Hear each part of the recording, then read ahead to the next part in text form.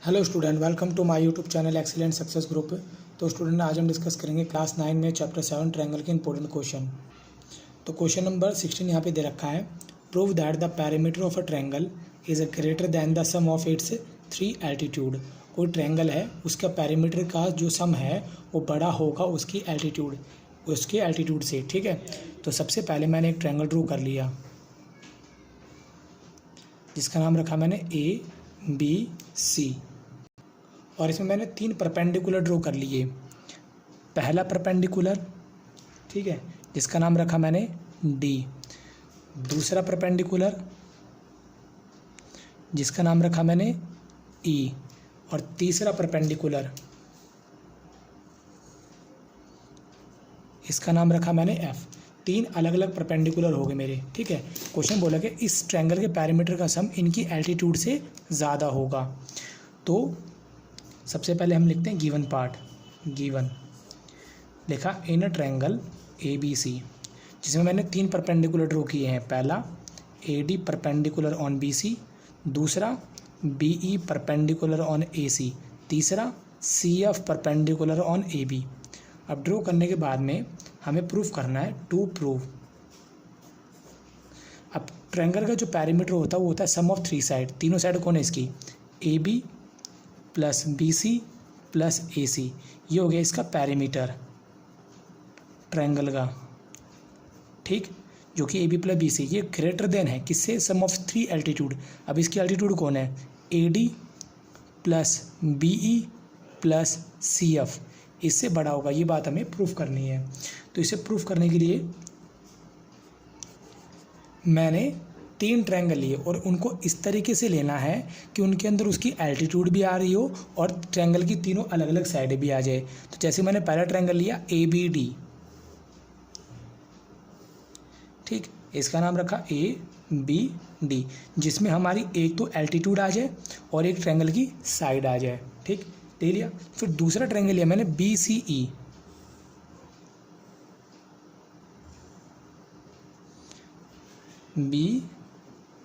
BCE, ये मेरी triangle की साइड होगी और ये मेरी एल्टीट्यूड होगी। और तीसरा मैंने लिया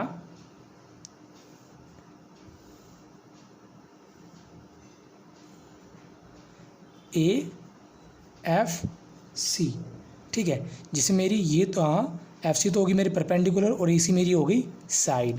अब हमें मालूम है कि सबसे बड़े एंगल के सामने वाली साइड हमेशा क्या रहती है? बड़ी रहती है।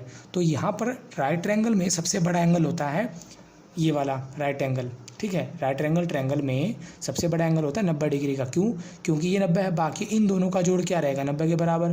ट्रायंगल के तीनों एंगल का सम 180 डिग्री के इक्वल होता है। अगर एक अकेला एंगल 90 डिग्री का है तो बाकी दोनों बचे उनका जोड़ कितना होगा? 90 डिग्री। तो सिंपल सी बात है कि जो एंगल D है वो मेरा सबसे बड़ा एंगल है, एंगल A और एंगल B से। एंगल D सबसे बड़ा एंगल होगा। ठीक है, तो मैं मेंशन कर देता हूँ, एंगल D ग्रेटर देन है एंगल A से भी, एंगल D ग्रेटर देन है एंगल B से भी। सिमिलरली इसमें भी ऐसी, एंगल E बड़ा होगा एंगल B से, एंगल E बड़ा होगा एंगल C से। इसी तरीके से भी एंगल जो F है बड़ा होगा एंगल A से भी, एंगल F बड़ा होगा एंगल C से भी, क्योंकि ये दोनों मिलकर 90 डिग्री आते हैं और ये अकेला 90 डिग्री आता है। अगर मैं सिंगल सिंगल को कंपेयर करूँ तो डेफिनेटली इससे बड़ा होगा, सिंगल से कंपेयर करूँ तो डेफिनेटली इससे बड़ा होगा।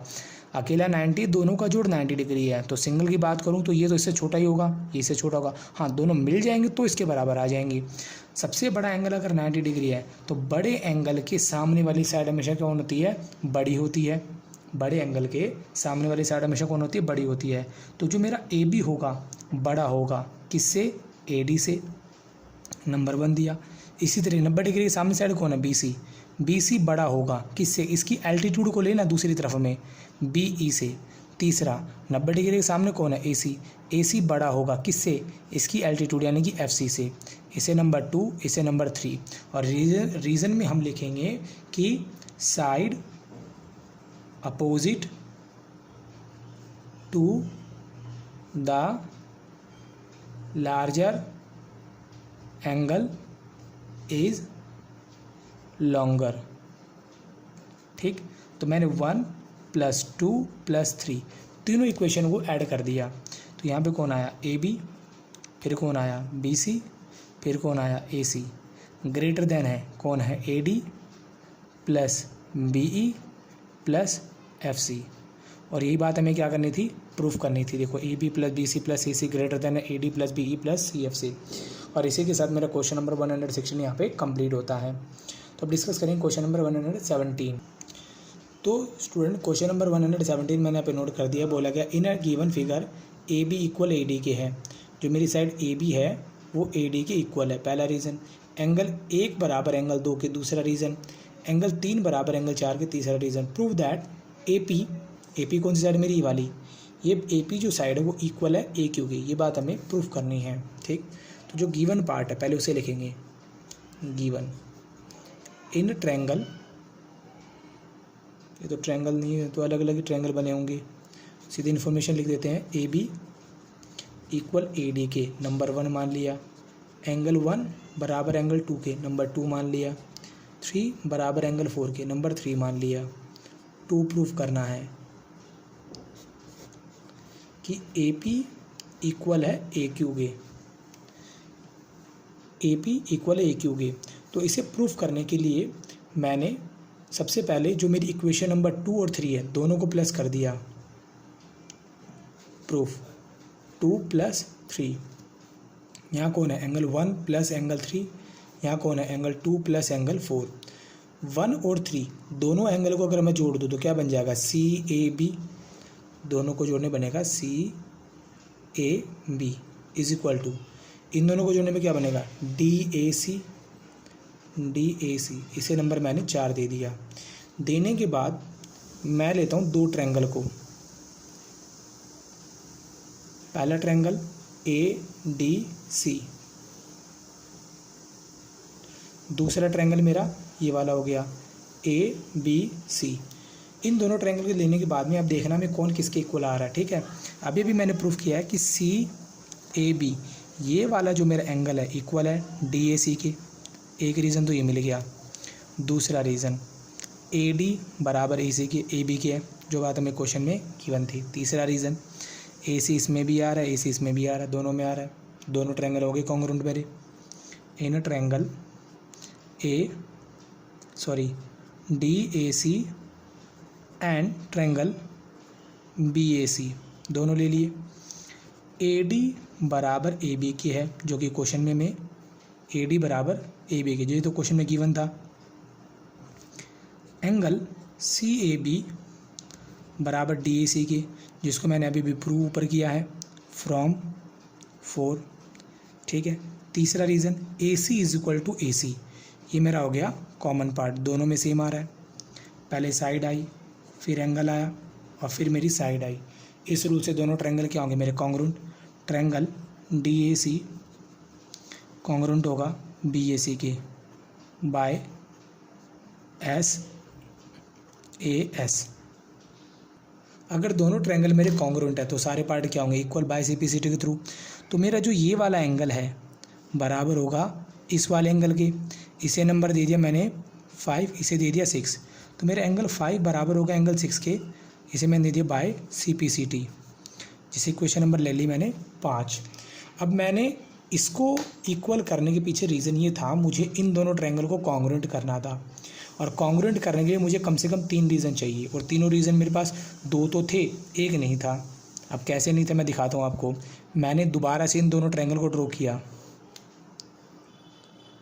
पहला ट्रायंगल ए क्यू सी, दूसरा ट्रायंगल ए बी सी। देखो मेरे पास कौन सा रीज़न कैसे था, एंगल 3 बराबर 4 के, एक रीज़न तो मेरे पास ये हो गया 3 बराबर 4 के था। ठीक है, दूसरा रीज़न ए सी, देखो ए सी इसमें भी आ रहा है, ए सी इसमें भी आ रहा है, दूसरा रीज़न ए सी हो गया। तीसरा रीज़न नहीं था, तीसरा रीज़न मैंने बनाने के लिए इन दोनों को कॉन्ग्रुएंट किया कि मेरा जो एंगल नंबर 5 है बराबर होगा एंगल नंबर 6 के। अब देखो 2 कॉरस्पॉन्डिंग एंगल के बीच की साइड इक्वल है, एंगल के बीच की साइड इक्वल है, तो दोनों ट्रायंगल क्या हो जाएंगे मेरे कॉन्ग्रुएंट। तो मैंने लिखा in triangle QAC and triangle PAC, दोनों ट्रायंगल लिए। एंगल 3 बराबर 4 की है, ये बात क्वेश्चन में गिवन थी। AC बराबर AC, ये बात दोनों में कॉमन आ रही है। तीसरा रीज़न, एंगल 5 बराबर एंगल 6 के, जिसको मैंने ऊपर प्रूव किया है। फ्रॉम 5, तो पहले एंगल आया, फिर साइड आई, फिर एंगल आया, ठीक है। तो इस रूल से मेरा ट्रायंगल QAC कॉन्ग्रुएंट होगा ट्रायंगल PACK बाई ASA। इस रूल से मेरा ट्रायंगल क्या हो जाएगा, कॉन्ग्रुएंट। और कॉन्ग्रुएंट ट्रायंगल के सारे पार्ट क्या होते हैं, इक्वल बाय CPCT के। तो मेरी जो AP है बराबर होगी किसके, AQ के। AP बराबर AQ के बाय CPCT, क्योंकि दो ट्रायंगल अगर कॉन्ग्रुएंट हो तो उनके कॉरस्पॉन्डिंग पार्ट सारे के सारे इक्वल होते हैं। CPCT का मतलब ये होता है, ठीक है। और यही मुझे प्रूफ करना था, और इसी के साथ मेरा क्वेश्चन यहाँ पे कंप्लीट होता है। उम्मीद करता हूँ स्टूडेंट आपको क्वेश्चन समझ में आ गए होंगे। अगर आपको वीडियो अच्छी लगी हो तो वीडियो को लाइक करें, शेयर करें, कमेंट करें और इस चैनल को जरूर सब्सक्राइब कर लें। मिलते हैं अगली वीडियो में। Okay, bye bye, thank you.